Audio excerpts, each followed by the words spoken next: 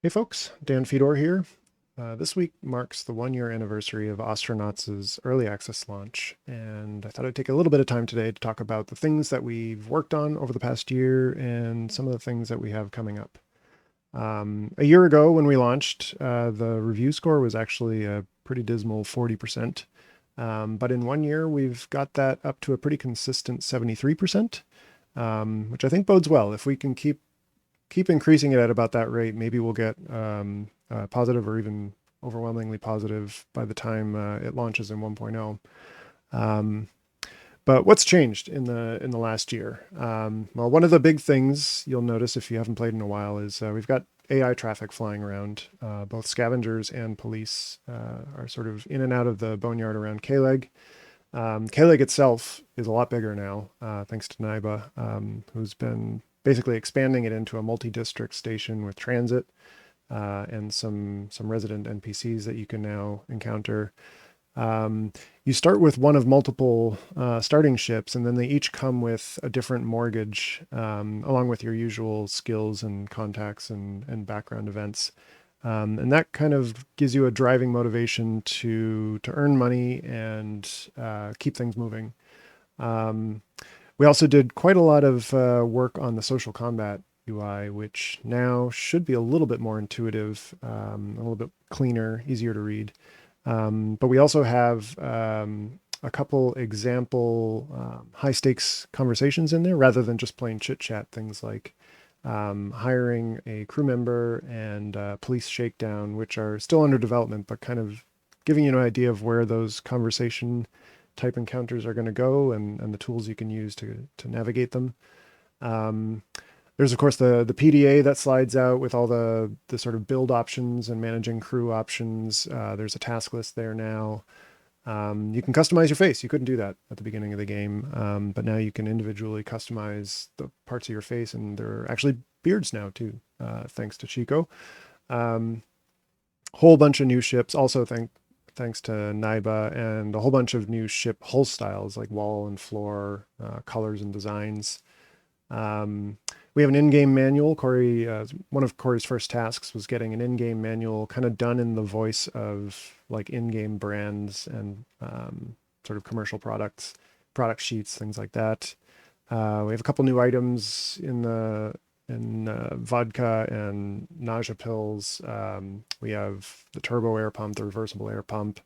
A lot of the manual stuff and poster stuff are now in-game items too. The hull patch can be interacted with to see kind of like how you use it. We have a lot of changes to the inventory system.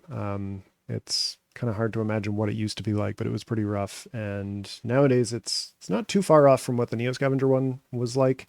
And I think we're eventually going to get to parity with that, maybe slightly better. Um, and a lot of little quality of life changes. One of the biggest of which would probably be being able to see when gas is leaking through like puffs of air, visual effects. But basically trying to communicate as much of the game state to players as possible. So looking forward, what are some of the things we're planning on doing next? Well, we still need to do some work on the crew. Like there's still some sort of suicidal behaviors we need to fix. Get them to maybe help you gather items more efficiently so you don't have to do it all manually. Maybe task them with flying or docking for you, and generally speeding up sort of any work you have done or have to do on the ship. Um, we are looking at a job kiosk as a way of kind of fleshing out the economy. Right now, selling scrap to either the station or to the fixer is about the only way you can earn money. But there's a lot of other ways we can picture earning money, and that ideally we'd like that to also require certain things with your ship design. So like some jobs require more speed, maybe some require more luxury. I think there's a lot of room for expansion there.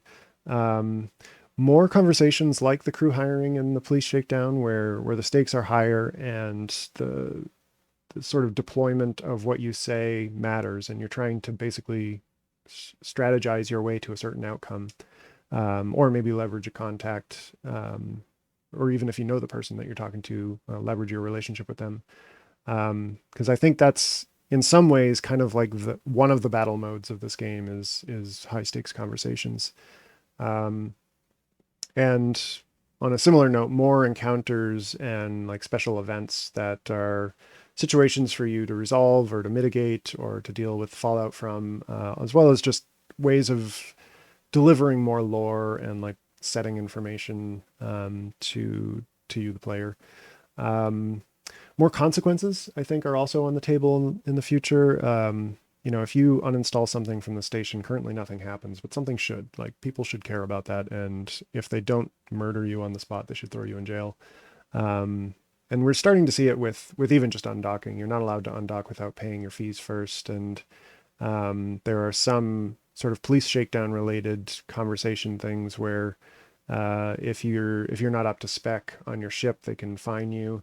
Um, Eventually, there's going to be new stations and long range travel to them. I think a lot of that is just waiting for K-Leg to get to a point where it's fairly filled out and feeling complete, so that we now know this is what it takes to build one station. Now let's start replicating that process in a new station and beyond. Um, Supernatural stuff is also something we're anxious to get into. There's a lot of ideas we have for like introducing supernatural things like you would see in Neo Scavenger. The tone of which is sort of like X-Files, where it could be explained by science, or maybe it really is the supernatural. But I I want to carry through that feeling of we don't know really what's going on out there into Ostranauts, as it was in Neo Scavenger. Um, Combat is probably going to happen. I think we've ultimately decided that it would be kind of weird if ships external to your own didn't pose any kind of a threat to you. So ships have to pose some kind of a threat, which probably means some sort of combat.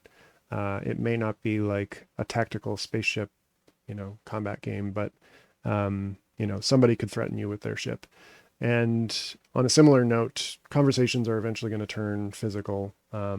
So I think we're going to deal with combat a lot like we did in Neo Scavenger, except I think you'll be able to see it in the game view on the 2D map rather than just sort of the one-dimensional text-only representation in Neo Scavenger. And I guess the other big one would be wear and tear, which the further along we get, the more likely it seems we're going to need pieces to break down and for you to perform maintenance on them to prevent them from breaking down or to repair them.